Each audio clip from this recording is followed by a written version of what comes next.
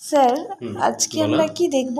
আজকে আমরা দেখো যে চাকরির পরীক্ষাগুলোতে যে ওএমআর শিটগুলো আমরা ফিল আপ করি সেই ওএমআর শিটগুলো কি করে তৈরি করতে হয়। আচ্ছা, এটা কি ওয়ার্ডের মধ্যে সম্ভব? হ্যাঁ, অবশ্যই সম্ভব। দেখো কিভাবে করব। ফার্স্টে পেজ লেআউটে যাব, সেখান থেকে কলামসে ঢুকে নিয়ে এটাকে তিনটে ভাগে প্রথমে ভাগ করে নেব। দিয়ে তারপরে নাম্বারিং থেকে গিয়ে নাম্বার 1 চুজ করে নেব, বা এটা আমরা করতে পারি, অথবা আমরা এইখান থেকে গিয়ে নাম্বারিং করে 1 2 3 নিয়ে নিতে পারি।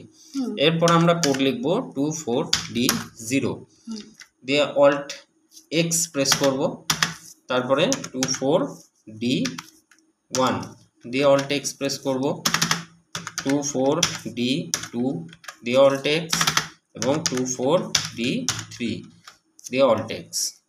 দেখো এগুলো হচ্ছে এক একটা কোড।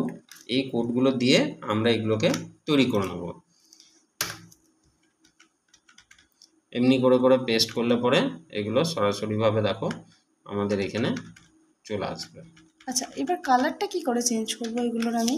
হ্যাঁ, এইগুলোর কালারটা যেভাবে চেঞ্জ করতে হবে সেটা হচ্ছে এইটা টোটালটাকে অল্ট এ প্রেস করে সিলেক্ট করে নেব এবং এইখান থেকে কালারটা রেড চুজ করে দেবো। আচ্ছা, দ্যাটস অল।